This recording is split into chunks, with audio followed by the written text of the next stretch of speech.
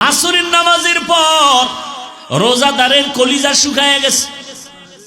কেউ যদি টেলিফোন করে এখন কথা বলা যাবে না, মাথা গরম। কি রোজাদার তো মাথা ধরে গেছে, পেটে ক্ষুধা, ফ্রিজের মধ্যে পানি, টান দিলে 3 লিটার নাই। একজনে কয় ভাই দরজা তার জানালা আটকাইয়া পানি পান কর। কারো দ্বারা আমি জীবনেও কব না কসম। কয় গলায় ছুরি লাগাইলেও পানি পান করব না। কেন? আমি আল্লাহকে ভয় করি। ইফতারির মাত্র বাকি আছে 10 মিনিট, সামনে ইফতারি রেডি, পানিও রেডি, রোজাদার বয়া রইছে, খালি বারবার ঘড়ির মধ্যে তাকায়। সারাদিনে যেই পরিমাণ ঘড়ি না দেখছে 10 মিনিটের মধ্যে 13 বার ঘড়ির দিকে তাকায়। মুয়াজ্জিন মরলো, এখনো কেন আজান দেয় না, মাইকে কেন আওয়াজ দেয় না? ঠিক নেই, মাথা গরম, এখনো টাইম হয় নাই। কততে তাড়াতাড়ি ক্যালেন্ডার দেখ। আল্লাহ কয় ফেরেশতা তাকায় দেখ, মাত্র 10 মিনিট বাকি। পেটের মধ্যে প্রচন্ড ক্ষুধা, পানির পিপাসা, সামনেও খানা রেডি, পানিও রেডি, এরপরও কেন পান করে না, খায় না, ক্ষুধাও আছে। আল্লাহ কয় ফেরেশতারা জানুনি? কয় জানি না।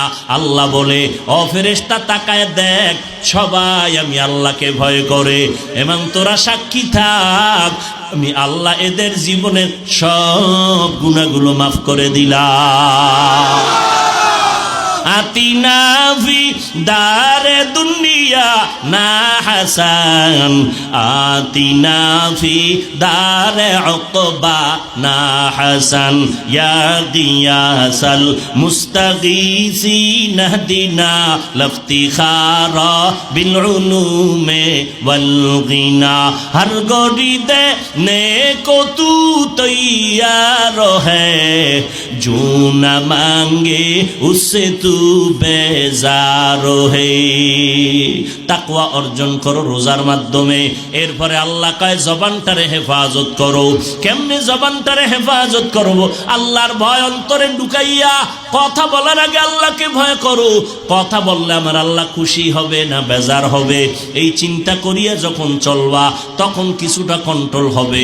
আর একটা কাজ হলো জিহ্বার দ্বারা কিছু কিছু মৌলিক গুনার কথা বন্ধ করো, কিছু মৌলিক নেক আমল চালু করো। তাহলে একটা পাত্রের মধ্যে কিছু থাকলে অন্যটা রাখা যাবে না, খালি পাত্রের মধ্যে অন্য কিছু ঢুকতে পারে। জিহ্বাটারে যদি নেক আমল দ্বারা চালু রাখো, গুনাহ সহসয় হবে না। জিহ্বাটারে নেক আমল দিয়া চালু রাখো, গুনাহ কম হবে। 1 নম্বরে শপথ করো রমাজান আসতেছে, এখন থেকেই তৈরি হয়ে যাব। এই জিহ্বা দ্বারা যেই পরিমাণ মিথ্যা কথা বলছি, সামনে আর মিথ্যা বলবো না। মিথ্যা বললে কলব মরিয়া যায়, চেহারার নূর নষ্ট হয়ে যায়, আমল নষ্ট হয়ে যায়। একটা মিথ্যাকে ঠিক রাখার জন্য হাজারো মিথ্যার তালি দেওয়া লাগে। মিথ্যা বন্ধ করে দাও। আল্লাহর নবী বলেন ইয়াকুমাল কিযব ফা ইন্নাল কিযবা ইয়াহদি ইলাল ফুজুর ওয়া ইন্নাল ফুজুরা ইয়াহদি ইলান নার। মিথ্যাবাদীর চূড়ান্ত ফলাফল হলো জাহান্নাম। 2 নাম্বার, জবানকে হেফাজত করো। গীবত শিকায়াত করা যাবে না। গীবত করা হালাল না হারাম? জোরে বলেন। ওয়াইলুল লিকুল্লি হুমাজাতিল লুমাজা, এই সূরাটার ব্যাখ্যা পড়ে দেখবেন গীবত করা হারাম, মরা ভাইয়ের গোশত খাওয়ার সমান। আল গীবাতু আশাদ্দু মিনাজ জিনা, নবী বলেন জিনা করার থেকেও গীবত করা মারাত্মক অপরাধ। এই গীবত থেকে জবানকে হেফাজত করো। তবে এই সূরার ব্যাখ্যা পড়লে দেখবেন 4 কারণে গীবত করা ওয়াজিব, না করলে গুনাহ হবে। এর মধ্যে একটা কারণ, ইসলামের ব্যানার লাগাইয়া যারা উম্মতের ইমানের উপরে আঘাত করে, আহলে হক ওলামাদের উপরে দায়িত্ব ওই ভণ্ডদের নাম ঠিকানা শুদ্ধা উম্মতের বইলা বইলা সজাগ করা, সতর্ক করা যে ওই ভণ্ডের কাছে যাইবা না, ওই দরবারে যাইবা না, ওই মাওলানার কাছে যাইবা না। এইভাবে আহলে হকরা বললে এটা সওয়াব হবে, এই গীবত করলে এটা সওয়াব, এই গীবত না করলে গুনাহ হবে। ওয়াইলুল লিকুল্লি হুমাজাতিল লুমাজা, এই সূরার ব্যাখ্যা পড়লেই পেয়ে যাবেন গীবত করা হারাম হারাম হারাম।